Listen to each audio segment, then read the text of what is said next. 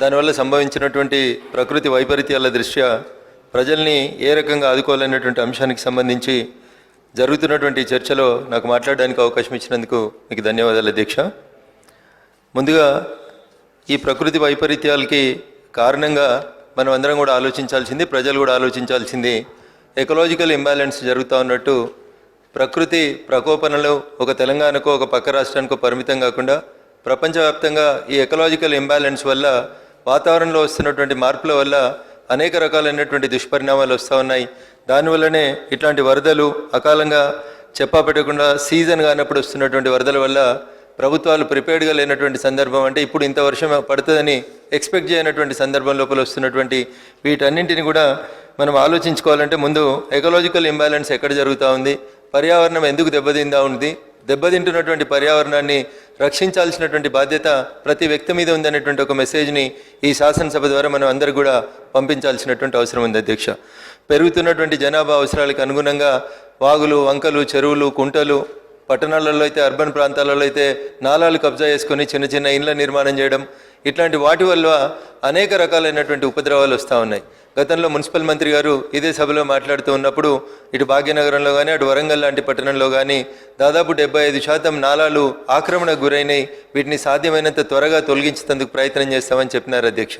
పట్టణీకరణ పెరుగుతున్నటువంటి సందర్భంగా పెరుగుతున్నటువంటి యొక్క ప్లాట్ల అంటే భూమి విలువ కారణంగా ఎక్కడ స్థలం కొద్దిగా ఖాళీగా ఉంటే అక్కడ ఆక్రమించుకొని అది నాలానా, చెరువా, కుంటనా, మనం నీళ్లు వర్షాకాలంలో వచ్చేటువంటి వరదకి ఎదురుగా ఇల్లు కడుతున్నాం అనేది చూడకుండా ఈ ఇల్లీగల్ కన్స్ట్రక్షన్స్ సంఖ్య పెరిగిపోవడం వల్ల అధ్యక్ష ఈ రకమైనటువంటి వరదలకి దారితీసి మొన్న మనం అందరం చూసిన అధ్యక్ష వరంగల్ భద్రకాళి టెంపుల్ సమీపంలో ఉన్నటువంటి సుమారు 3-4 కాలనీలలో కాలనీ లోపలికి 4 అడుగులు 5 అడుగుల వరకు కూడా నీళ్ళు వచ్చి అక్కడ ఉన్నటువంటి అనేక రకాలైనటువంటి పంటలు డ్యామేజ్ జరిగినట్టు మనం చూసినాం అధ్యక్ష. మొన్న రాష్ట్ర కేబినెట్ సమావేశం తర్వాత గౌరవనీయులు మున్సిపల్ మంత్రి గారు మాట్లాడుతూ 500 కోట్ల రూపాయలని రాష్ట్ర ప్రభుత్వం ఇమ్మీడియట్గా తక్షణ సహాయ అవసరాల కోసం రాష్ట్ర కేబినెట్ అప్రూవల్ చేసింది, విడుదల చేసిందని తెలియజేసినారు అధ్యక్ష. ఈరోజు సభ ముందు ఉంచినటువంటి అంటే వివిధ శాఖల ద్వారా జరిగిందని చెప్పి అంచనా వేయబడినటువంటి ప్రాథమిక అంచనాని రాష్ట్ర ప్రభుత్వం తరఫున ఈరోజు గౌరవ ముఖ్యమంత్రి గారి పేరిట మా అందరి టేబుల్ మీద పెట్టినటువంటి వివిధ శాఖలలో జరిగినటువంటి నష్టాలని అంచనా వేసుకొని చూసినప్పుడు అధ్యక్ష అది జిహెచ్ఎంసీ అయినా, మున్సిపల్ అడ్మినిస్ట్రేషన్లో అయినా, వ్యవసాయ శాఖ పరంగా అయినా, ఇతరత్ర పరంగా చూసినట్లయితే సుమారు 4,500 కోట్ల రూపాయల వరకు ఇప్పుడు టేబుల్ మీద పెట్టినటువంటి ప్రాథమిక అంచనా మేరకు కనబడతా ఉంది అధ్యక్ష.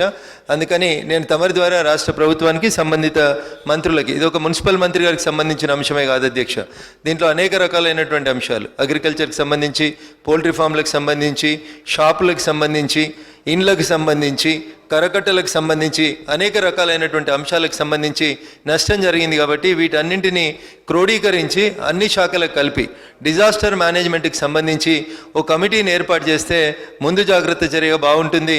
ఆ కమిటీలో కొంతమంది నిష్ణాతులైనటువంటి సైంటిస్టులను కూడా ఆ కమిటీలో ఉంచి ఇట్లాంటి ప్రకృతి వైపరీత్యాలు జరిగినప్పుడు, ఎకలాజికల్ ఇంబ్యాలెన్స్ జరుగుతూ ఉన్నప్పుడు ఈ కమిటీ చేసేటువంటి సూచనల మేరకు ప్రకృతి పర్యావరణం దెబ్బతినకుండా చూడడానికి కొన్ని సూచనలు చేశారు. ఆ రీతి లోపల కొత్త కమిటీని only exclusively for ecological imbalance కోసం ఒక కమిటీని వేసి ప్రతి 3 నెలలకు ఒకసారి ఆ ఎకలాజికల్ ఇంబ్యాలెన్స్ మీద, పెరుగుతున్నటువంటి పట్టణీకరణ జనాభా మీద ఏ రకంగా మొక్కలు నాటాలి, ఎట్లు నీళ్లు డైవర్ట్ చేయాలి, వాగులు వంకలలోంచి వస్తున్నటువంటి వరదల్ని కంట్రోల్ చేయడానికి తీసుకోవాల్సినటువంటి చర్యల కోసం ఒక ఎక్స్పర్ట్ కమిటీ వేస్తే బాగుంటుందనేది ఒక విజ్ఞప్తి అధ్యక్ష. మొన్న జరిగినటువంటి ఈ అకాల వర్షాలు, వరదల వల్ల 41 మంది చనిపోయినట్టు అధికారికంగా కేబినెట్ మీట్ తర్వాత గౌరవ మంత్రివర్యులే మీడియా ముందు మాట్లాడుతూ చెప్పినారు. ఆ 41 కుటుంబాలకి ఇప్పటి వరకు ఏ రకంగా నష్టపరిహారం ఇద్దాం అనుకుంటున్నాం, లేదా చనిపోయినటువంటి వ్యక్తులకి నేను మీ ద్వారా వారికి చేసేటువంటి విజ్ఞప్తి, ఒక్కొక్క కుటుంబానికి దాదాపు 20 లక్షల రూపాయలని ఆ కుటుంబం నష్టపోయినటువంటి అంటే చనిపోయినటువంటి వ్యక్తి కుటుంబానికి రాష్ట్ర ప్రభుత్వం నుంచి ఒక 20 లక్షల రూపాయలు ఎక్స్గ్రేషియా ఇస్తే బాగుంటుంది అనేది నేను మీ ద్వారా రాష్ట్ర ప్రభుత్వానికి విజ్ఞప్తి చేస్తా ఉన్నాను అధ్యక్ష. ఇకపోతే కొన్ని పట్టణాలు, వరంగల్ పట్టణము, మంచిర్యాల పట్టణము, గోదావరి కని ఇట్లా రకరకాల ఏరియాలలో పట్టణాలలో కూడా నీళ్ళు వచ్చినాయి అధ్యక్ష. చాలామంది ఊర్లో ఎప్పుడైనా రాత్రిపూట మనం ఇల్లు తాళమేసి ఊరు వెళ్తే దొంగలు పడితే ఇంత బంగారమో ఎండో విలువైనటువంటి వస్తువులు తీసుకుపోతారు అధ్యక్ష. కానీ అర్ధరాత్రి పూట వచ్చినటువంటి అకాల వరదల వల్ల అధ్యక్ష అసలు ఏం మిగలలేదు వాళ్ళకి. ఇది పోయింది, ఇది ఉన్నది అని లేకుండా బియ్యం పోయినాయి, మంచి నూనె పోయింది, ఉప్పు పోయింది, గ్యాస్ నూనె పోయింది, అసలు ఇంట్లో ఏం లేకుండా దొంగలు పడితేనే కొన్ని మిగులుతాయి కానీ ఈ వరదల వల్ల అసలు ఏ ఒక్క వస్తువు కూడా ఇంట్లో పనికి రాకుండా అనేక ప్రాంతాలలో నష్టం జరిగింది. దీన్ని ఒక శాస్త్రీయ పద్ధతి లోపల అధ్యయనం చేయాలని చెప్పి నేను మీ ద్వారా ప్రభుత్వానికి అప్పీల్ చేస్తా ఉన్నాను అధ్యక్ష. మంచిర్యాల లాంటి ప్రాంతంలో లేదా కాళేశ్వరం ప్రాజెక్టు కడుతున్నటువంటి ప్రాంతం లోపల కొంత బ్యాక్ వాటర్ వల్ల ప్రతి సంవత్సరం కూడా కొన్ని వందల ఎకరాల లోపల భూమి మునుగుతా ఉందని చెప్పి సుందిల్లా, అన్నారం, మేడిగడ్డ ప్రాంతం లోపల ఇట్లాంటి వరదలు వచ్చినప్పుడు బ్యాక్ వాటర్ ఎక్కువ పెరిగి అక్కడ ఉండేటువంటి రైతులకి, పంట వేసుకున్నటువంటి రైతులకి తమ భూమి మునిగిపోతుందని రైతులు పలు దఫాలుగా ప్రభుత్వానికి, జిల్లా కలెక్టర్ గారికి అయ్యా మా భూమిని కూడా తీసేసుకొని మాకెంతో కొంత నష్టపరిహారం ఇస్తే ఇలా ప్రతి సంవత్సరం మేము నష్టపోయేటువంటి ఇబ్బంది రాకుండా ఉంటుందని చెప్పి విజ్ఞప్తి చేస్తూ ఉన్నారు. కాబట్టి సుందిల్లా, అన్నారం, మేడిగడ్డ ఈ ప్రాంతాల లోపల బ్యాక్ వాటర్లో మునిగిపోతున్నటువంటి భూముల్ని కూడా ప్రభుత్వమే ల్యాండ్ అక్విజిషన్ కింద చేపట్టినట్లయితే కొంత రైతన్నలకి టెంపరీ లేదా శాశ్వత ప్రాతిపదికన వాళ్ళకి ప్రత్యామ్నాయ ఏర్పాట్లు చూపించినట్లయితే ఆ ప్రాంతంలో ఉండేటువంటి రైతులను ఆదుకోవడానికి ఒక అవకాశం కలిగినట్టు సహాయపడినట్టు ఉంటుంది అధ్యక్ష. ఇక పంట నష్టం విషయానికి వచ్చినప్పుడు అధ్యక్ష, ఒక్కొక్క రకమైనటువంటి రిపోర్ట్ ఒక్కొక్క రకంగా వచ్చింది అధ్యక్ష.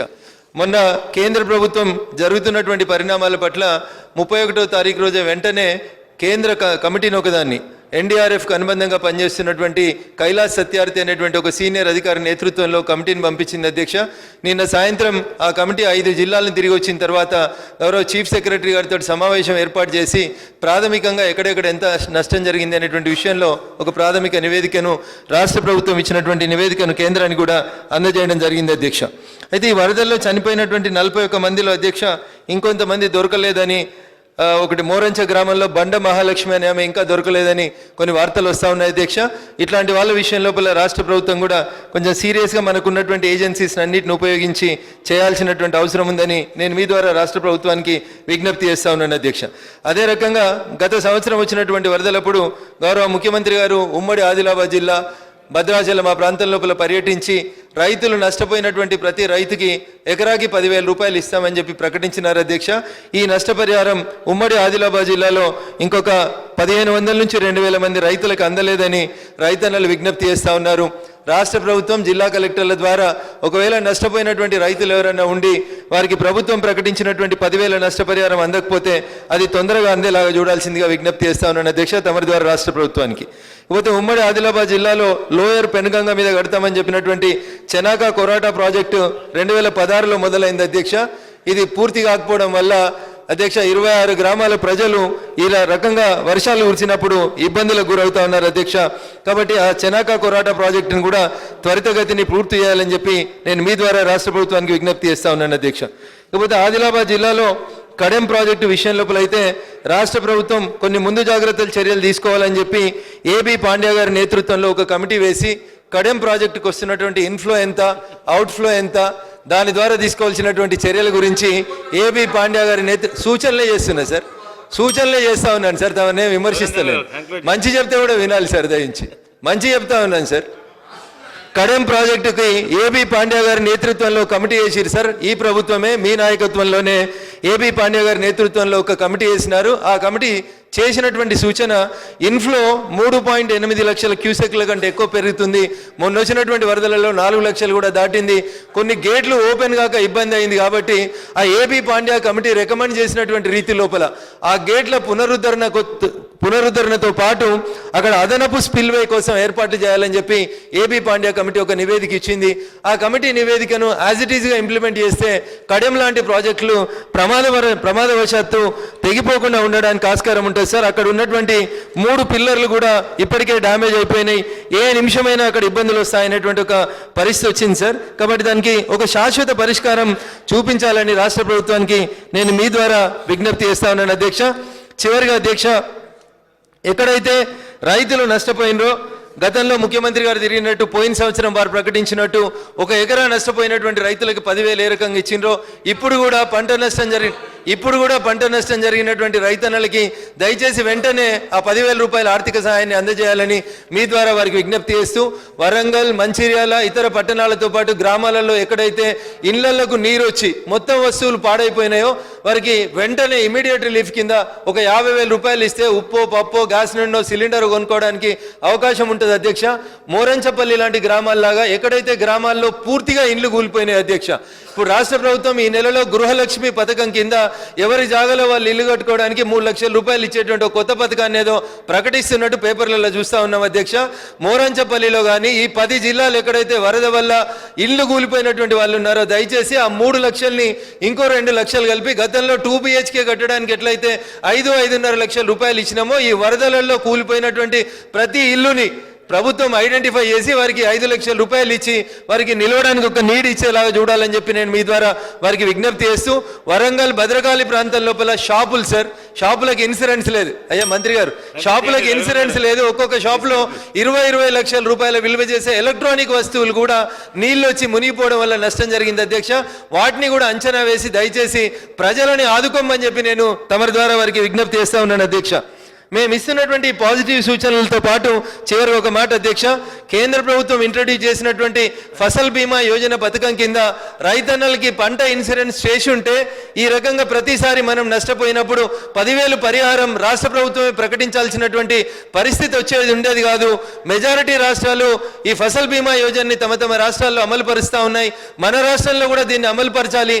ఇంకా దానికి ఏమైనటువంటి మెరుగైన సూచనలు ఉన్నట్లయితే ఖచ్చితంగా ఈ శాసనసభలో ఉన్నటువంటి పెద్దలందరి సలహా సూచనల మేరకి దాంట్లో ఇంకేమైనా మోడిఫికేషన్స్ అవసరం ఉంటే కూడా చేయాల్సిందిగా మీ ద్వారా రాష్ట్ర ప్రభుత్వాల పెద్దలందరికీ కూడా విజ్ఞప్తి చేస్తూ, జరిగినటువంటి నష్టం విషయం లోపల ఒక నివేదికను వెంటనే రాష్ట్ర ప్రభుత్వం ప్రజల ముందు ఉంచి ఈ పత్తి, పెసర, మొక్కజొన్న, సోయాబీన్, పసుపు, కంది ఈ పంటలకు సంబంధించి కొన్ని గణాంకాలు మా దగ్గర ఉన్నాయి. అవి కరెక్ట్ కాకపోవచ్చు, ఎందుకంటే మాకున్నది ఆయా ప్రాంతాల్లో ఉన్నటువంటి ప్రాథమిక సమాచారం మీద మేము సేకరించినటువంటి సమాచారం లేదా దినపత్రికల నుంచి వచ్చినటువంటి సమాచారం. ఇందాక గౌరవ మంత్రి గారు మాట్లాడుతూ ఒక మాట అన్నారు, మీ దగ్గర ఏమైనా గణాంకాలు ఉంటే మాకు పంపించండి, పంపిస్తే తప్పకుండా మేము వెరిఫై చేస్తాం, మా దగ్గర కూడా గణాంకాలు ఉన్నాయని చెప్పినారు అధ్యక్ష. నిన్న సాయంత్రం మేము కేంద్రం నుంచి వచ్చినటువంటి కమిటీ కలిసి రాష్ట్ర ప్రభుత్వం ఇచ్చినటువంటి నివేదికలు, మా దగ్గర ఉన్నటువంటి ప్రాథమిక అంచనాలు కూడా వారి దృష్టికి తీసుకెళ్లడం జరిగింది అధ్యక్ష. కాబట్టి నా విజ్ఞప్తి, ప్రతి సంవత్సరం వరదలు రావడం, ప్రతి సంవత్సరం ఇట్లా నష్టం గురించి ఎంత జరిగింది అనే విషయం లోపల అటు రైతులు ఇటు ప్రజలు నష్టపోవడం అంటే దీనికంటే శాశ్వతంగా ఈ సమస్యను అడ్రస్ చేయడానికి ఓ కమిటీని 6 నెలల లోపనే ఒక కమిటీని నియమించి మళ్ళీ వచ్చే 2-3 నెలల్లో వచ్చేటువంటి ఈ నష్టాన్ని ఏదైతే భాగ్యనగరానికి రాబోతుందని అనుకుంటా ఉన్నామో దాన్ని ప్రివెంట్ చేయడానికి చర్యలు తీసుకోవాల్సిందిగా రాష్ట్ర ప్రభుత్వానికి సూచిస్తూ, ఈ డిజాస్టర్ మేనేజ్మెంట్ కమిటీ లోపల దయచేసి కాళేశ్వరం బ్యాక్ వాటర్ ఒకటి, అదే రకంగా కూలిపోతున్నటువంటి ఇండ్లకి శాశ్వత పరిష్కారం ఒకటి, భద్రాచలం, అదే రకంగా ఎక్కడైతే గతంలో మనం అంతా కూడా మిషన్ కాకతీయ కింద గౌరవ రాష్ట్ర ప్రభుత్వ పెద్దలందరూ కూడా చెరువులు, కుంటల్ని బాగా వరకు రిపేర్ చేపించి ప్రభుత్వం దాన్ని కొంత సక్సెస్ఫుల్గా తీసుకొచ్చేటువంటి ప్రయత్నం జరిగింది అధ్యక్ష.